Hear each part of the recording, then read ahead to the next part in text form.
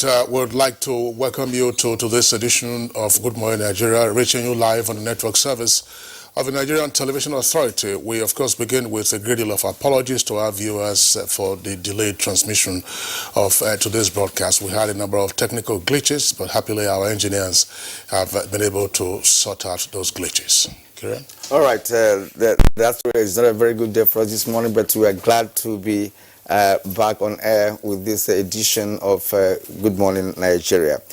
Now, ECOWAS is the regional body or institution created by heads of state and government to drive economic integration of countries within the West African sub-region.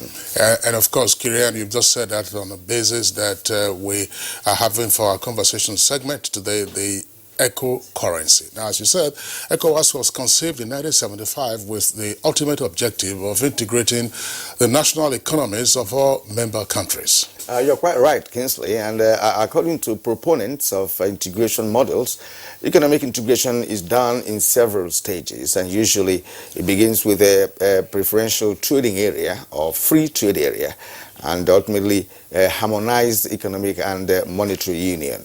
All right, now the EU, that's the European Union, would be a good example to cite here, Kieran. But talking about economic and monetary union, that's with regard to the EU. Now, if you recollect, sometime in July last year, at an ECOWAS summit held here in Abuja, heads of state and government of the sub-region agreed to launch a single common currency known as the ECO this year.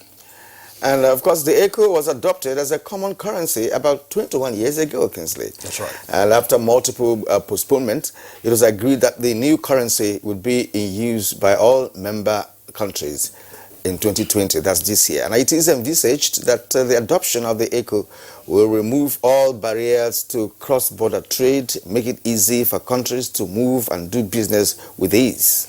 Now, indeed, besides the benefits you've just mentioned, Kieran, there is also a raft of other economic benefits attached to the use of a common currency. For instance, it makes it easier to transact business without worrying about exchange rates or issues of conversion to other currencies.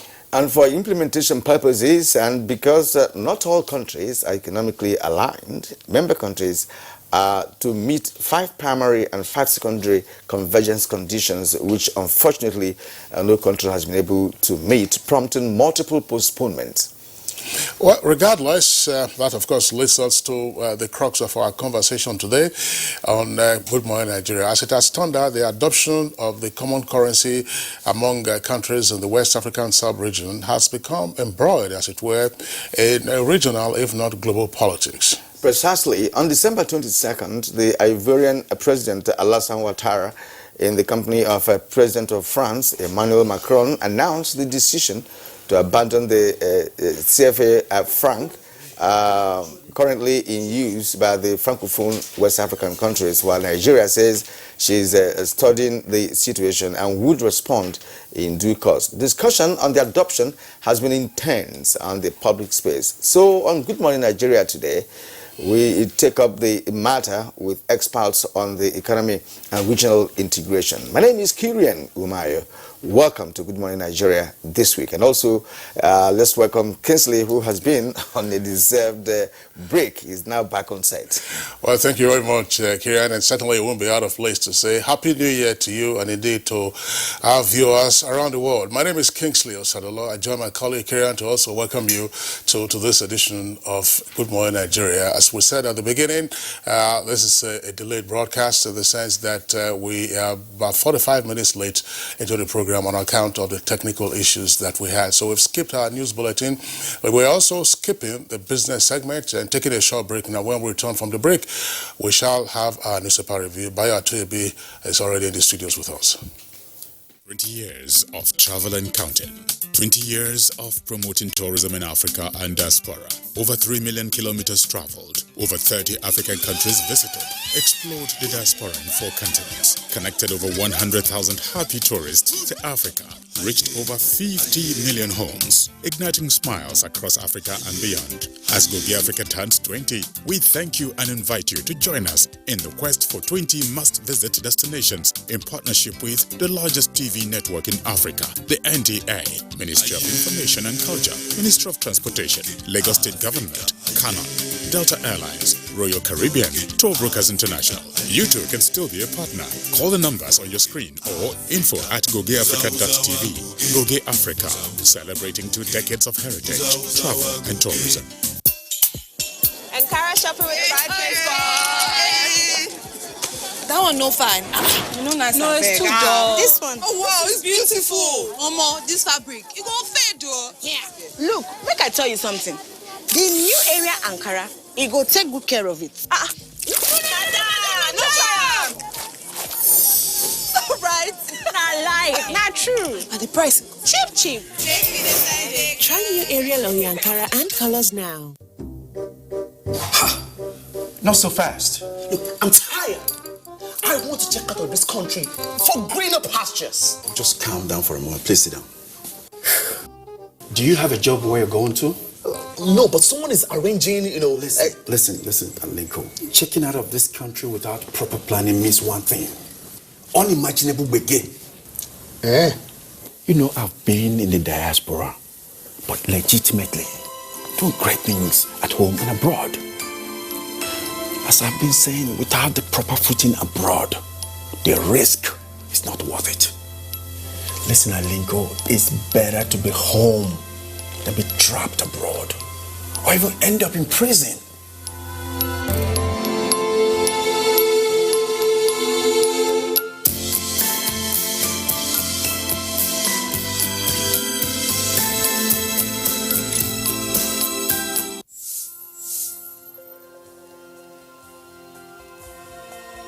My name's Mr.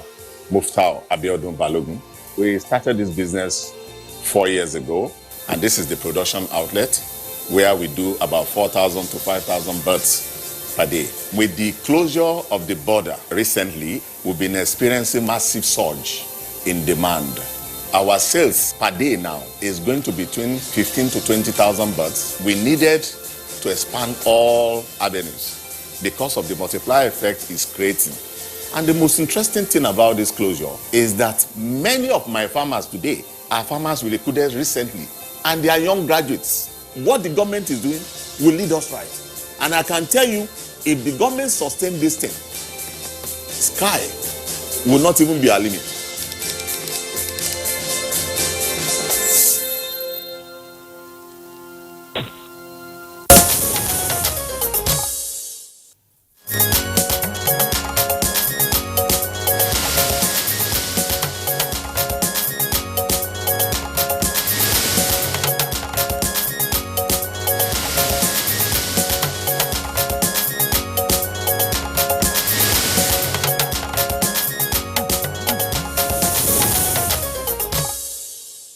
Let's now welcome Bayo Otoyebi this morning. Good morning, Nigeria. Bayo, you're welcome. Thank you very much, Kiden. Good morning.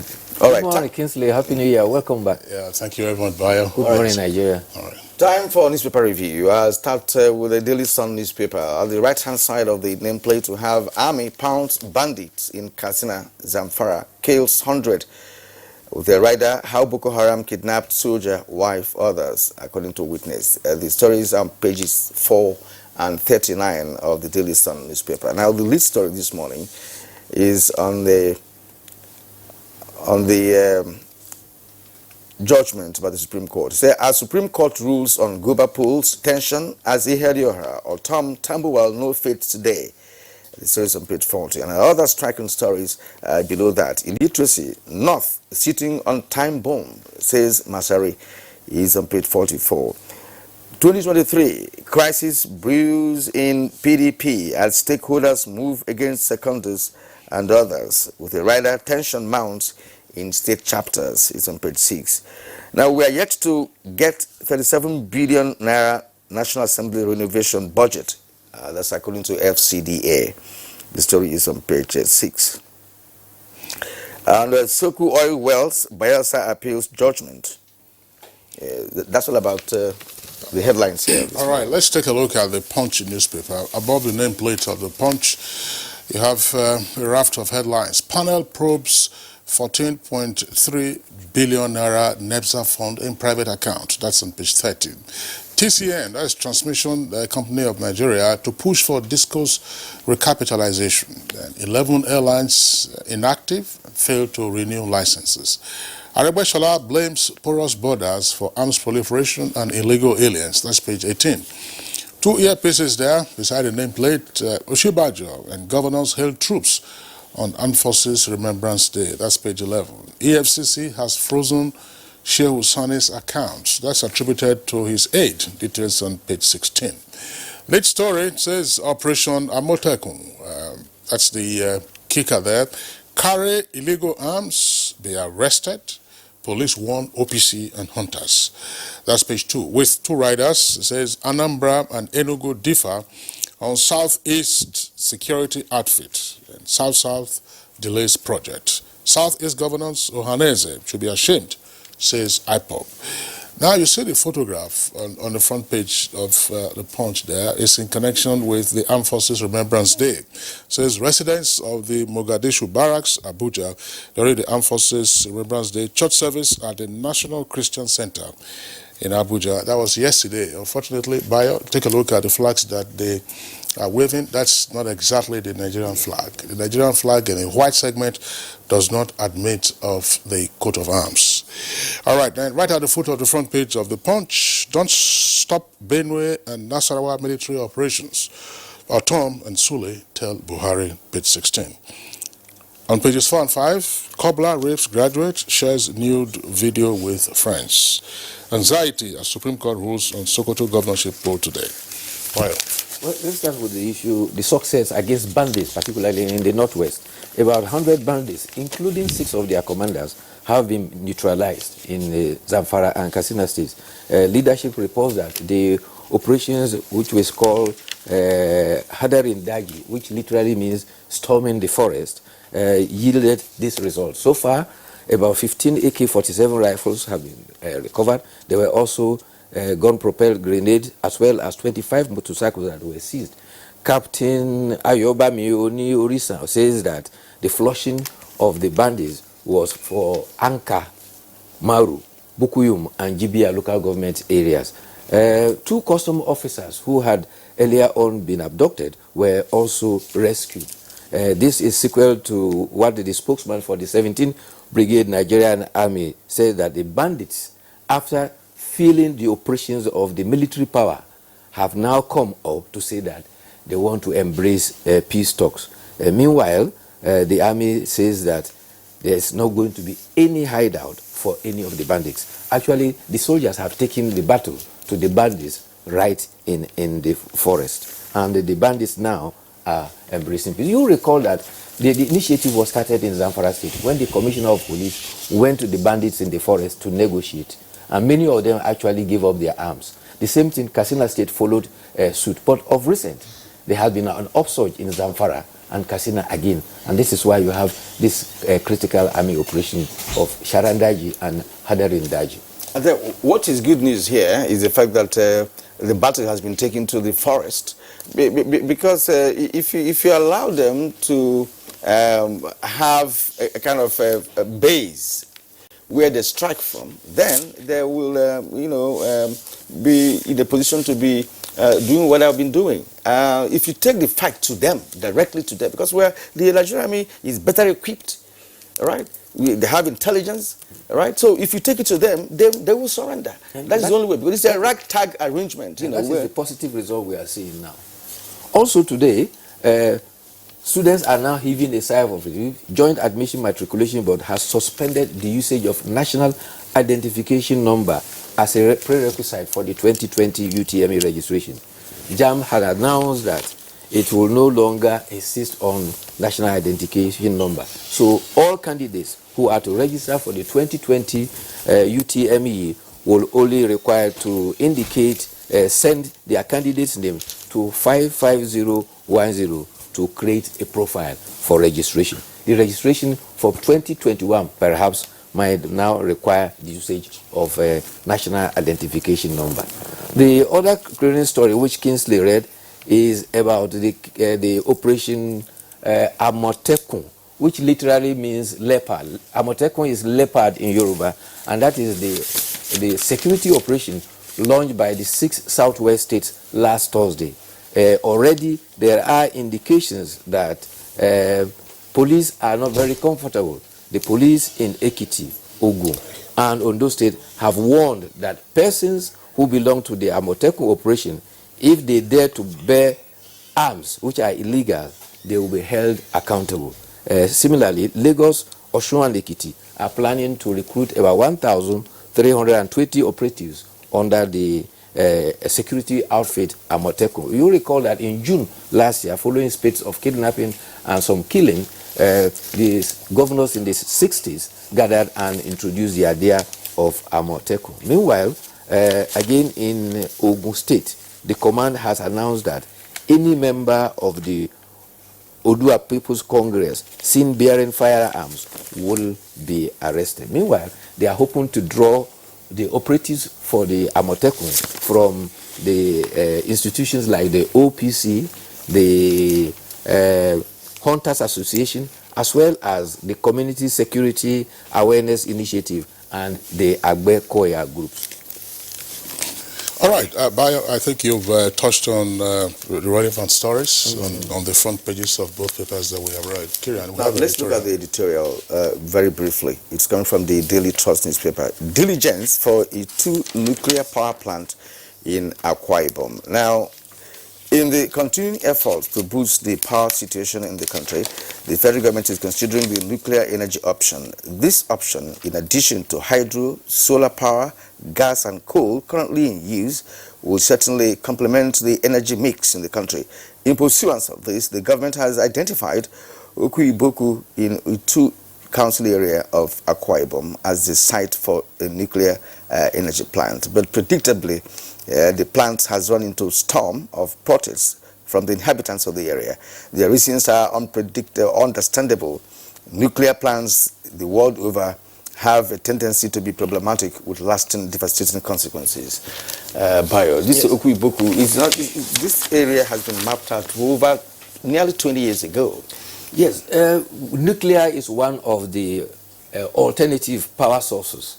Presently, Nigeria is in the ambit of exploiting hydro, gas, as well as solar. But nuclear is also an alternative, just as coal.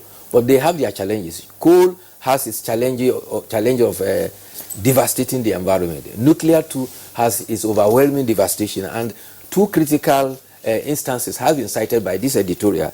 We all recall the Chernobyl bitter disaster, and also the one in Pennsylvania, the East-West nuclear disaster. And what the editorial is saying that there has to be due diligence to ensure that hazards that is due to people and the environment are limited. And such should be taken into consideration by engaging the local government, the Akwa Ibom state government, and the federal government. Also, the people in the location, the leadership, the local government area, the women groups and youths, the editorial is saying should be engaged critically before they do it. And most importantly, environmental impact assessment must be carried out to ensure that people's mind will be at rest with the nuclear.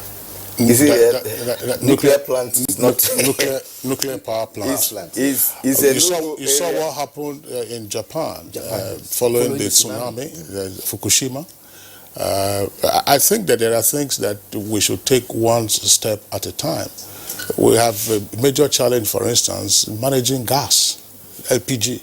You saw the explosion in Kaduna. And you see the way people deal with crude oil pipelines, almost with reckless abandon, and the disaster that arises from time to time. Is it a nuclear power plant that will be in a position to manage? We're not just talking about nuclear power. What about the personnel to man that kind of installation? Very complex and sophisticated installation. But globally, power supply through nuclear is not even up to 20%. Absolutely. Right. So there's no need for Nigeria to pursue that course for now because of the dangers inherent in managing nuclear power plants. We just have to be certain that in our own national interest, we are not being goaded into this adventure by some foreign powers or by some other interested economic powers that will ensure that at the end of the day, you continue to pay them for maintenance, you pay them for manpower, you pay them on and on. It might just lead to economic enslavement. All right, Bayo, we'd like to thank you at this moment for us to have time to take care of other items, for this particular edition of the program. Of course, we had a delay there, commencement of the show today. Thank you. So thank you for being here. Good to see you again tomorrow. 3 states now, they have their attention at the Supreme Court following the hearing in the cases that will go there today. I think before 12 noon today, we'll know the direction that the court, the judgment will go. Now, let's take a short break. When we return, we should, of course, go into the major issue for our conversation today on Good Morning Nigeria. Stay with us.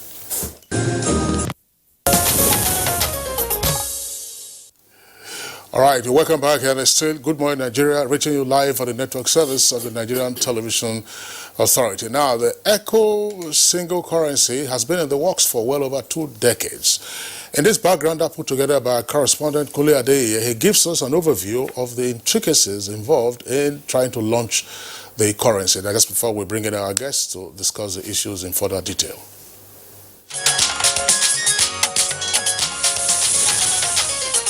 It is a proposed legal tender for countries in the West African sub-region. The goal is to ease trade among member states since ECOWAS citizens already enjoy unrestricted movement. With several protocols brought into treaty after a meeting of finance ministers and central banks governors of the region, it was agreed that the currency will debut in 2020, though in some selected countries. Consequently, a central bank is expected to be set up for the implementation of the currency. ECO is expected to boost economic development in the West African sub-region, improve cross-border trade, facilitate price stability, and compete with other global currencies. The development, which many have seen as a liberation from the grip of the region's economy by France, is now generating another hit. The contention now is that the currency is in the guise of new economic colonialism. Nigeria, being the largest economy in Africa and the West African sub-region, has always been instrumental to the economy of these regions. With the alleged unprofitable terms and conditions of the proposed currency, some have argued that Nigeria should not be signatory to its implementation, while some have thought otherwise. Now in 2020, the implementation year, should the region go ahead with the plan or put it on hold? These and many more will be adequately analyzed on Good Morning Nigeria.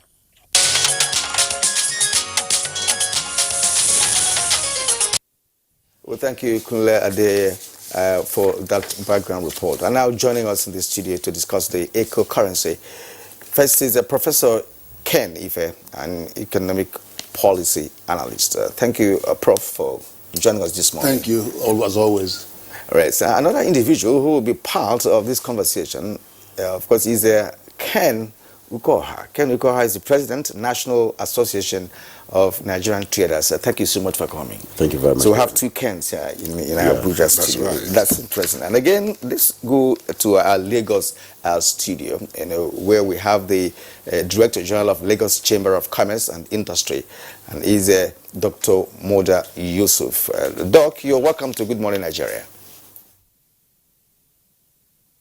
Very much. Good morning, Nigeria. All right, gentlemen, all 3 guests, of course, are familiar guests on Good Morning Nigeria. Let's begin by, again, getting some more background with respect to the ECO single currency. Professor Ken Ife, we're hearing now ECO currency, it's been a buzz for about 2 decades, but it doesn't appear to have gained quite some traction. What is all the story? 3 fundamental tracks on this. One track is a history of franc, CFA, going back to 1945, then 1991, the central banks kicked in and they started holding their reserves. And all that story continued. And they were waiting in the wings for 2020 when the WAMS nations would have come together on deck and then they will meet us. So they have been waiting on the wings. And we have been struggling with the West African monetary zones to meet the convergence criteria, which 4 are primary and 6 are secondary. And the issues around that. So in judging them, we have to be, first of all, recognize that for them in the Francophonie, that they've achieved a milestone of having to begin the process of detangling themselves from French economic strangulation. So that is one part of the story. But for us, there's a minefield. The third angle in there is that in 1991, we have the Abuja Plan of Action, where the part of the agenda for African Economic Community is a commitment that by 2028, they will deliver a central bank of Africa and a single currency for Africa. So we have to take these tracks together as we begin to look at the implication of what that announcement that was made, so that Nigeria will have to evaluate its position. But I have to say something. If you look at these 10 criteria, each and every one of these 10 criteria has massive implications for trade policy, investment policy, fiscal policy, monetary policy, industrial policy. So we shouldn't stampede the government in taking a quick decision on this because of the ramification of each and every one of these criteria. I just wondering, Professor Kern, if I would like you to further elaborate on this. In the West African sub-region, you have the CFA currency that's used by the Francophone countries. And then the English-speaking countries in West Africa have their own national currencies. In Nigeria, of course, we have the Naira. In Ghana is the cedi. In Liberia is the Liberian dollar. In Sierra Leone, and then and the Gambia. They each have their own currencies. So, what exactly, from the historical perspective, was the motivation for saying, all right, let's merge all of these currencies, bearing in mind that the CFA always had this linkage with the French franc, which of course now has been absorbed by the euro on account of the common currency in the European market. The motivation is consistent with the theory of deepening regional trade and achieving greater economic integration of West Africa, and by consequence, Africa. But some of those now, those theories are being challenged. In the last meeting, 2 additional convergence criteria were raised, socio-economic and political, saying if the whole purpose of this currency is to intensify trade, we haven't actually seen the trade. What we are having is smuggling of goods, dumping of goods. Let's converge on that. And the second one says you can't have trade and economic development if you don't have peace. So we'll have to have convergence on cross-border crime, terrorism, and all that. So you've seen 2 other convergence criteria have actually shared up or came up beyond the macroeconomic convergence criteria, which are 10. And the second thing, of course, is how do we migrate all this to a continental platform?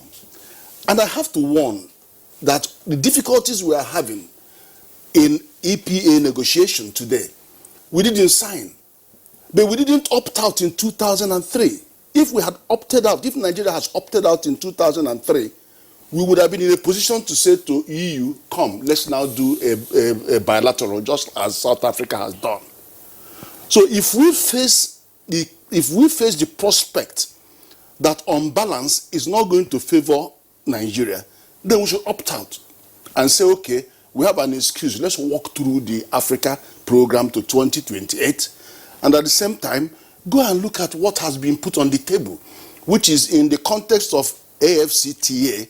We have Afrexim Bank leading on cross-border settlement system. And you've seen that Sierra Leone is talking to Nigeria on bilateral currency swap, just as we have sorted it out with China. So we have to look at alternative means of delivering cross-border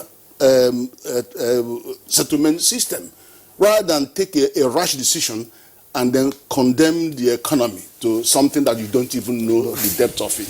Well, gentlemen, there's no gainsaying the fact that the African nations concerned, or the ECOWAS nations concerned, have not met the convergence conditions set out for themselves and by themselves about 21 years ago. That brings in the complexities that Professor Ken has been able to analyze. Of course, the ramifications are very clear, and it will be a huge risk for any nation to get involved without those clarifications. Let's turn to Ken Ukwaha. Economic integration is usually done in stages. We have cited EU as an example in the opening remarks that were Kingsley mentioned, which begins, of course, with a preferential trading area or free trade area, and of course harmonization of monetary union. Now the first stage is yet to take its root. That's having a free trade area. There seems to be bottlenecks here and there. What, in your opinion, are these bottlenecks, and how can they be resolved for the ECOWAS nations to attain the desired monetary union? Thank you very much. First, it's important to correct the impression that we do not have a free trade area. We do. ECOWAS has a free trade area today. And that's exactly what gave rise to the ETLS, ECOWAS Trade Liberalization Scheme. Functional trade area. Yeah. Now, we will head to that. And then if we have the ETLS in place, and of course, this was the foremost integration process and policy in place since ECOWAS was set up in 1975. The very first was this ETLS, which came up in 1979, reviewed in 1993. And today it also gave rise to these three rights that we normally talk about. These are the protocols on rights of free movement, the rights of residence, and the rights of establishment. And these are very clear. Now, but moving into implementation, and of course we know that there have been, West Africa have been saddled with the issues of, problematic challenges. I combine that language, problematic challenges in terms of border crossing, in terms of trade transactions across the border, and in terms of implementing these three protocols that are tied to trade. But let's jump a bit more. ECOWAS has also moved towards the economic integration, towards facilitating and fast-tracking actions on tariff, which is an instrument for trade. Now, in that regard, we have a common external tariff, which has been adopted for third-party transactions. But here, we are now looking towards a common market. Now, one of the components of that common market and common custom is custom union, which has been created within that concept of a common external tariff. But the other angle to that is this common monetary union, which we are talking about today. Looking at this on the table, the question would be, are we ripe for a common monetary union as an ECOWAS? My answer is yes. Are there hiccups on the road? The answer is also yes. Are there things that every country must look at, circumvent, to ensure that we get to a common destination? The answer also is yes. What are these? One, if you look at the AFCFTA that my brother and colleague talked about, the AFCFTA in the first stanza talked about regional economic communities being a building block to African Union and Agenda 2063, and also a building block to AFCFTA. Now, if that is the case, it means that whatever we're doing here, where the African Union has set up 2028 as its own, timing, a framework for common monetary union, common currency, then it means that whatever ECOWAS is doing now is latching as a building block towards that operation. But then I think it's necessary for us to look beyond this economic conundrum.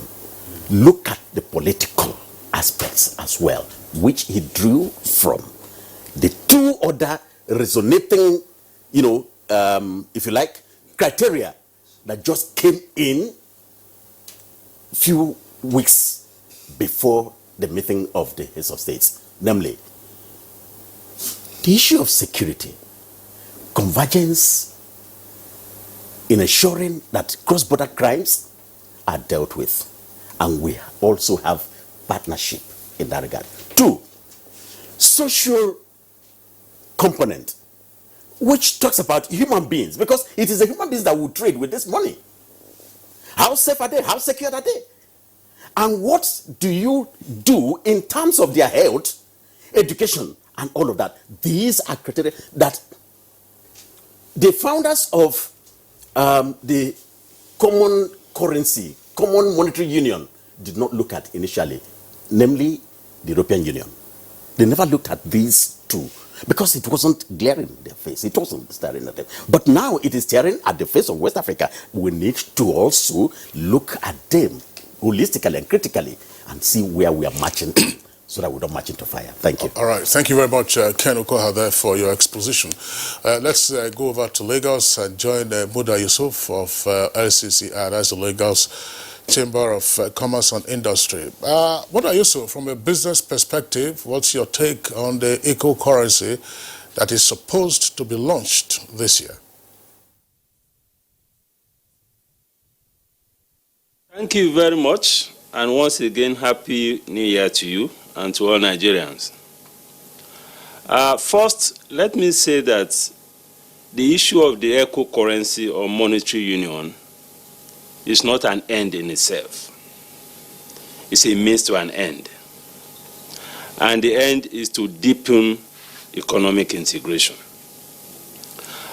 Following from your background reports and the comments made by both yourself and your colleague, we need to look at and evaluate the progress so far with regard to economic integration agenda of ECOWAS.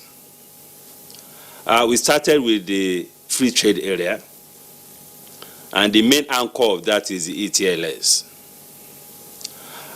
If you talk to those in business today,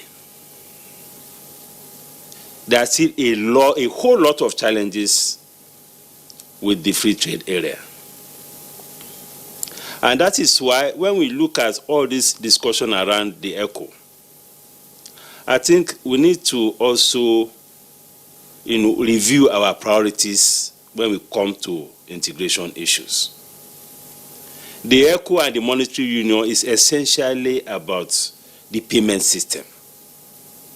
And given the sophistication in the financial services sector globally, of course Nigeria inclusive, issues of payments for international trade is becoming less of a problem because of the sophistication, because of the globalization of financial markets. You can sit in your bedroom and do transactions across the globe, including the West African sub-region. Of course, I take the point that over 50% of trade in the sub-region is informal. So most of them perhaps don't go through the banking system and all of that. But if you talk to the formal sector operators who are engaged in trade, issue of currency, issue of payment system is not such a big issue. The biggest issue, which I think we should be addressing when we talk about economic integration, and this has been confirmed by many practitioners in business, particularly those who trade across borders, is the problem of the non-tariff barriers. When I say non-tariff barriers, I mean the problems created by agencies of government across the sub-region. That is the biggest headache to economic integration and to trade. Between Agbara and Seme, for instance, you could count between 15 to 20 checkpoints. And exporters in the sub-region, at least from Nigeria, have also narrated their terrible experience with the Beninois agencies, whether police and all of that. The same thing at Togo. So they go through a whole lot of issues with agencies raising different issues concerning documentation, taxation, all sorts of things. So there is a major issue with these non-tariff barriers. Secondly, compliance with the ETLS is still very, very weak, especially between trade taking place between the Anglophone and the Francophone countries. The level of compliance is very weak. And I must remind you that it is this poor level of compliance that led to the closure of the border. The compliance is almost zero. For instance, let me give you an example, which some of my members have also related to me. The transit charge for cargo going across some of these West African countries is supposed to be 1% of the invoice of the cargo. In Benin and some other Francophone countries, they charge as high as 6%, 6.5%. And when people engage them, they say, well, they don't have their oil, they don't have oil, the only thing they have is all these issues of trade. So the level of compliance at the level of ETLS with the protocol is so weak that even the free trade area, which is supposed to be one of the preliminary stages of economic integration, we are still grappling with. The same thing with the customs union. The customs union is about adding to the free trade area the issue of the common external tariff. In many of the countries, apart from what you have in the schedule of tariffs, you have another line of items imposing all manner of taxes, even including Nigeria. We have the import adjustment tax, which could sometimes be as high as 50%. So we have a whole lot of issues dealing with even the preliminary stages of economic integration. We have not been able to sort out that. We are talking about monetary union. And in any case, where is the discipline to ensure that this convergence criteria will be met? I mean, evaluations have been done. Only 1 or 2 countries met it once or twice. And it's even one thing to meet the criteria. It's another thing to sustain the compliance with the criteria. So we know what it is with political structures in West Africa. It is easier in the Francophone country because of the influence of France and all of that on them. But for the Anglophone countries, it is not going to be that easy. So my take, and the take of many people in business, is that the issue of currency, payment system, monetary union is the least of our problem. The bigger issue is to deal with all these obstacles to trade. We also have issues with transportation. You can't move goods easily by sea. You have to go by road. We don't have railway connection that can connect all these countries in the sub-region. And how do you trade if you don't have very smooth connectivity? Then there's also the issue of language. You get to some of these countries, you have to be looking for an interpreter to help you to talk to your business partner. So these are the bigger issues to deal with. So the hype around ECO and all of that, I think we need to relegate it a bit to the background, because we need to deal with all these bigger issues which businesses are confronting. Thank you, Dr.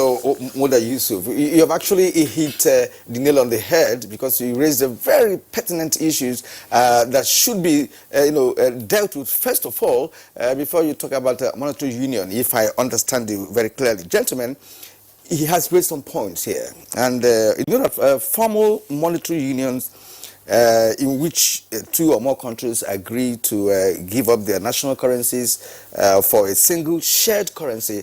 They are not events, they are not rare events, they are rare events in the international monetary cooperation. Apart from the EU, it's not working elsewhere, if I am right.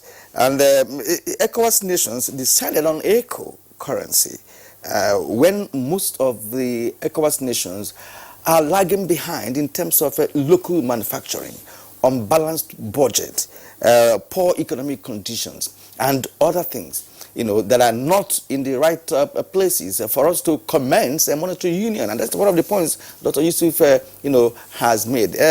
Professor Ken Ife, we're going to take a short break, really. But before that, let's, Ken Ife, touch on these aspects raised by Moda Yusuf. Well, Yusuf raised a very important issue about non-tariff barriers. But it's not just non-tariff barriers, there are other barriers. And we've seen it. We've seen Dangote give his evidence that by the time his goods moves from Nigeria through Benin, there are about 15 tariffs. He moves through Togo, another 17 tariffs or 19. Then Ghana, 10. And that cement arrives at Ghana at 39% more increase in the price. And then now is even banned from even entering Benin. So we are no longer sure what we are doing in terms of the implementation of our ETLS, in terms of our implementation of, and you also see what is going on with free movement, where we are not even sure the safety of our citizens in some of the places we are purporting to do business. So I think we need to get our priorities right. I support regional approach to economic integration. I really, really support it, but not at the expense of everything that you have. If we're having challenges with 0.5% of our customs revenue going into supporting an ECOWAS community, we should be a bit conscious about what happens to 99.5% of our revenue to make sure that we don't throw away the baby with the bathwater. So, we have to have a better discussion of these matters. Okay, Professor Kanife, thank you very much. Kirian, just before we pop the question to Professor Kanife, you were asking whether the monetary union works anywhere else. We have one in Southern Africa. The Round Monetary Union. It's been in existence for several decades. It involves South Africa, Lesotho, Namibia, right, which used to be Southwest Africa, as well as Swaziland, which is now known as Eswatini. Botswana used to be part of it until it pulled out sometime in the 1970s. But we'll take a short break now. When we return, we'll get ahead with more aspects of the conversation. All right, you're still watching Good Morning Nigeria on the network service of the NTA. And Kingsley will now have to ask the question he's been itching to ask. Well, that's right, Kira. I was just going to say, ask Professor Ken if, look, I'm holding here the highest denomination of the Nigerian naira, which is 1,000 naira. But a currency isn't just a piece of paper. It's one of your national symbols, and the fact that it's a legal tender means that there is a lot of weight behind it. There are a lot of institutional arrangements behind it. So how is this going to be for the eco currency? What do we know about the currency in the first instance? Okay, it's a piece of paper, but it has to have value. The value of that currency is predicated on a foreign reserve that is able to support the value of that currency. In the case of Nigeria, we see that we spend over 1 trillion naira every year supporting this currency. So if that ascends to eco, who is going to pump money to support this currency for the 15 member nations? The UMO France has been supporting their currency, the French central bank. But then they don't even know how much reserves that they have. All they know is that they earn so much, but they don't know even the value, and that's why one of the problems we have in we don't know the value of the CFA. Because you don't even know. So how do you know? Every day, if you buy $100 million with naira, you could see it reflect on the value of the naira. If you buy or sell, you see it reflect. But you don't, because there are somebody's holding their monetary policy and their reserve and using it to defend that money. But you don't know how long that piece of string is. So it's a very important discussion. And many things affect it as well. Debt. The level of debt that you are exposed to. And you know we are the lowest debt constituency in Africa. And you could see some of our member states are over 100% debt to GDP ratio. I think Ghana is about 68% debt to GDP. So all of these will come in.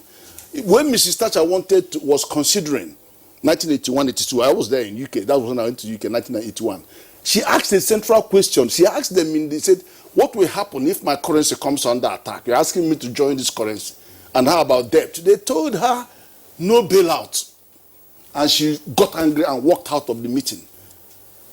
And now that no bailout turned out to be bailout for Greece.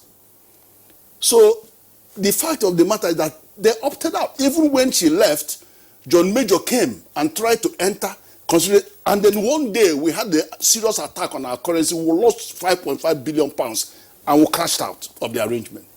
But the fact of the matter is that Brexit was not fought on an economic principle. It was fought on political.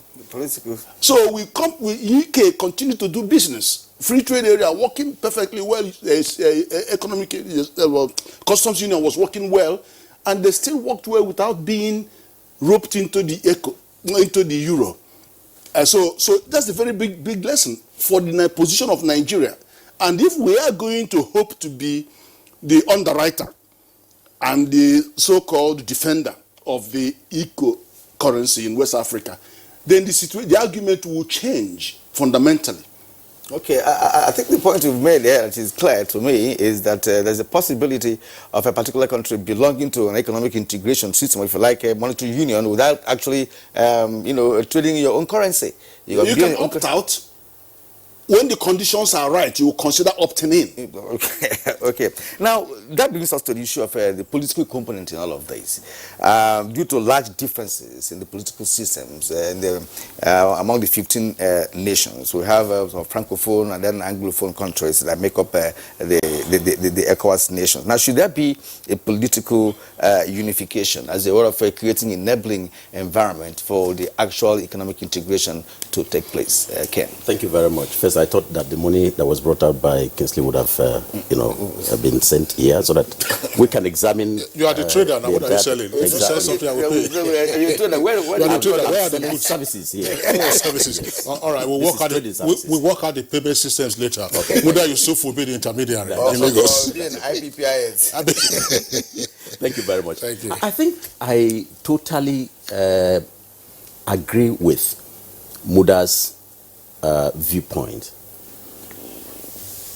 Much as I believe that the single currency would do a lot for West Africa in terms of facilitating trade, in terms of increasing transactions, in terms of bringing more bonding to economic transactions and growth, including development, in terms of distribution of wealth among the member states. But I think we need to be circumspect. We need to be cautious to prioritize what exactly do we do at this point of our integration process. Now, that brings me to the political question. Where you have 350 million population in ECOWAS, and Nigeria has about, over 200 million, which gives you, give and take, about 2/3 of the population of West Africa. And you have 15 member countries. And at every given meeting, you have one vote. What does this spell? At the end of the day, there is a creation, according to the resolution of the heads of states made on the 21st of December 2019, just last year. Paragraph 17 of the resolutions created this ECO. Paragraph 18 created the symbol and went ahead to create a central bank of West Africa. Now the question, both economic and political, now comes to bear. One, what will be the role of this central bank of West Africa? What will be the political underpinning in terms of leadership of that central bank? Three, since countries have not met the criteria, both primary and secondary, what role would the central bank be playing in case of any currency crash or trade crash? Four, once you are into a common currency, it also signifies that your macroeconomic environment and policies are tied thereto. If that is the case, where will be Nigeria in the next 10 years? Given all our macroeconomic policies now deposited at a political head where you may not have more than one vote. And don't forget that all these criteria have not been met economically, but a political decision is being taken to superimpose and then take over the currency and all the actions. But beyond this is the finger that is unseen, and I'm going to explain this. Where UEMOA, which has 8 member countries, has its own institution, the UEMOA, and there is some kind of parallel institution called ECOWAS. And these two are moving in the same region. And we are talking about integration, but there is a parallel movement. Where, at what point will UEMOA fizzle out? At what point will the macroeconomic environment and all the policies be rolled into ECOWAS? Let's shift a bit. And what's the role of France? Let's shift a bit to the role of that finger I talked about, external. There is a finger that has been monitoring everything that the UEMOA and the franc CFA and the Francophone zone has been doing economically. That means they are in charge. And as Prof rightly put it, they are in control. Here we come now. They are saying we are adopting ECO, a single currency. What happens where the 8 now becomes 15? Are we going to say there is an extension of the boundaries from 8 countries to 15? That means Nigeria is now covertly part of the ECO. You know why? Because it is linked to Euro. And who is in charge of Euro? You and I know. So, what it means is that your political diplomacy, your economic diplomacy, all of these have been taken surreptitiously over by a conduit that you do not understand. Okay. We need to be very careful. All right. Thank you. Ken Okoha, thank you very much. Moda Yusuf, I'd like you to also respond to some of the issues that have been raised. I'm sure that some viewers will say, okay, politics is driving eco currency, indicative of the presence of political will, which is very important, rather than for the currency itself being an economic issue to be driving politics. But from the experience of the European Union and therefore the euro currency, we do know that there are all kinds of issues that are pertinent to this. For instance, the management of the macroeconomic environment. And you know that after the initial founding members and towards greater integration, that's the Maastricht Treaty of 1991, it became near impossible for you to just become a member of the EU unless you met certain vital criteria with regard to your macroeconomic environment. So you don't come in to destabilize, the European Union, although Greece proved to be a different, if not problematic, instance in this particular regard. So, in West Africa, from your business arrangements that we see, do we have a mindset that we are ready, for this single currency? We are ready for this ultimate pitch, as it were, of economic integration? Or we're just playing around with ideas? Thank you very much. First, let me say that the macroeconomic convergence criteria that have been highlighted are good for any economy to run well. They talk about the level of deficit, They talk about the level of CBN financing. They talk about tax to revenue ratio. These are all issues that we have been discussing even within the context of the Nigerian economy. So in terms of best practice for economic management, we can endorse those criteria, not necessarily for purposes of integration, but for purposes of running our economy well. But as for comparing the EU with what is being proposed in ECOWAS or in Africa, I think it's like comparing apple and orange. Because the quality of institution that you have in Europe is not the same thing as the quality of institutions you have in the West African sub-region and in many of the African countries. And if you don't have the right kind of institutions, and when I talk about institutions, it's about economic institutions, it's also about political institutions. Given the quality of the institution that we have, I'm not confident that we can run with this. Otherwise, it will become another very big distraction.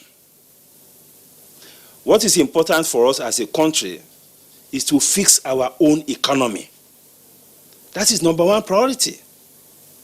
We are grappling with issues of productivity, we are grappling with issues of power, infrastructure, issues of regulation. These are issues we should address. If you fix our economy, the economic operators, the business people will do business across the sub-region. Integration or no integration. And we will get value from it. But given the kind of institutions that we have in the sub-region, and that is why I like the idea of the additional 2 criteria that have been brought on board. Because that points to the core issues that drive even the success of all these things we are talking about. The political structure, the economic structure, the security issues, and so on. Now we have the free movement within this West African sub-region. We have the West African, the ECOWAS passport. Look at the kind of security problems it has created for us in Nigeria and in some other countries. So that speaks to fixing key institutional issues. If you look at the institutional standing or institutional quality of many of these countries in the sub-region, you cannot say that they are ready for this. It is one thing to meet the criteria, it's another thing to sustain those criteria. Some of them have political instability problems. You have coups here, threats or crises here and there. How do you hold such countries accountable? Who is going to carry the can? So I will argue that first, we should fix our own economy. Second, in terms of integration, we should identify the critical bottlenecks to integration, which I highlighted earlier, the non-tariff barriers, the issues of connectivity within the sub-region, and the issues of compliance with the current level of integration we are operating in. I'm talking about the free trade area and the customs union. Let's make that work first before we begin to go into the conversation around the monetary union. So to you, it's just jumping the gun. There are things that need to be done before we can graduate into having a monetary union, which of course all our guests have been able to raise from different perspectives. But what really is also worrisome is the fact that in our banter earlier on, we mentioned that the president of Cote d'Ivoire, President Ouattara, and Macron of France speedily made an announcement, before the authority of ECOWAS, heads of state and government. So why such a rush to take a decision? In fact, many are termed that as an intrusion into an exclusively ECOWAS matter. Ken, in 30 seconds, can you just speak to this? Well, I have no problem with that, because that announcement came a day after the heads of states meeting. The heads of states should say, well, that's not what we agreed in our meeting. Why do you make the announcement? It's not for us to bother about that. Secondly, they have been patient. The CFA zone have been patient, waiting for the WAMZ countries, Nigeria, Ghana, and all that, to get our act together and come up with the ECO. And in 2020 is their year of economic independence. It's already written in their brain, and they are waiting for it. So you can't tell France to postpone their year of economic independence. So we have to celebrate with them the fact that they have earned one milestone in that journey. but it's not the end of the matter. It's the beginning of another big matter. So they have to free themselves completely first? Of course, they're in the track. But unlike Nigeria, Nigeria has the freest central bank in Africa, I can say that, and has risen to a level of self-regulation. We have been controlling our monetary policy. They have no control of their monetary policy. They don't even know what monetary policy is, because their monetary policy is controlled by somebody else, French institutions. So they don't have that experience. But we have. All those 10 indicators, macroeconomic, Nigeria has been battling with those have been international best practices on which we have been running our macroeconomy, and we are very far in achieving most of them. So others have to play catch up, as it were. All right, Professor Kenife and the other guests, we have a number of tweets that have come in from our viewers. We'll take those tweets now. Until Sunday, the echo currency will ease on harmonized trading among member countries, and where Nigeria stands to gain a lot because of the economic viability in our country. I just hope it's implemented with all sincerity. Now, Marvinio, he said, why should France want to control these countries because of ECO? Are we not going back into elite slavery? Do they not stand to sabotage our economy because of free trade? Do we stand to gain anything substantial from this? All these questions need to be answered. Akeju Olagbaju, now it's a decision in haste for Nigeria to embrace eco currency. As of today, we're yet to determine the true value of the naira. We're still grappling with the volatility of the naira as a currency, and if we migrate to eco, the economic consequences could be devastating. Now, Oladimeji Morufu, he said our leaders must think twice. Bashiru, a good indicator of how Nigeria will fare with the eco is to look at the EU. Strong economies with productive capacities such as Germany do well with single currency, while weak ones with huge debts such as Greece are worse off. Worse still, you can't devalue and compete with a single currency. Chris Simeon says if Nigeria adopts ECO as a single currency, it may affect her economic activities and purchasing power. However, those ECOWAS countries adopting ECO are Francophone countries. They will benefit most in terms of trading aspects. Festus Akimboyewa, as great as a single currency within ECOWAS is, it may not benefit some member countries like Nigeria because it may be difficult to balance the economy, economies that are totally different without damaging one and boosting the other. We don't want to be bailing out weaker states if things go wrong. Indojesit Williams, he said that presumably the ecosystem or single currency will facilitate trade, lower transaction costs, and facilitate payments amongst ECOWAS 385 million people. A single currency would also prove a valuable instrument in the international monetary system. Now, Dole Jack Solomon, ECO, if properly implemented, will boost economic development in the region and improve cross-border trade. However, the lack of integration policies among member countries is something to worry about. A single currency will only work if all the countries involved are economically aligned. Now, Nuru Bobak Honkol, he said Nigeria will not gain anything if we join ECO. There will be no CBN, no Naira, no Nigerian monetary policies, and Nigerians will lose huge job opportunities. I suggest Nigeria to stay away from ECO currency. Ibrahim Moduaji tweets, now rushing to implement ECO currency will spell danger for our economy as the country is promoting and encouraging made in Nigeria goods. Government should seek the advice of experts before implementing. All right, so it's on that note, I would like to thank you for sending in your tweets, and we also would like to appreciate our three guests. From Lagos, we were joined by Muda Yusuf, who is Director General of the Lagos Chamber of Commerce and Industry. Muda, thanks a lot for being with us this morning. Here with us in the Abuja studios, our deep thanks also to Ken Ukoha, who is President of the Nigerian Traders Association. Thank you very much for being with us, and good morning, Nigeria. Last but not the least, economic analyst, Professor Ken Ife, thanks for being with us. Thank you very much for inviting me. We'd like to thank our viewers who sent in their tweets because, of course, we started pretty late and they waited and joined and, of course, they made their own contributions to the conversation. All right, so thank you for tuning in. Good Morning Nigeria returns tomorrow, same time, 7 o'clock in the morning. My name is Kingsley Osadolo. Do have a nice day. And I'm Kirian Umayo. Have a great Monday.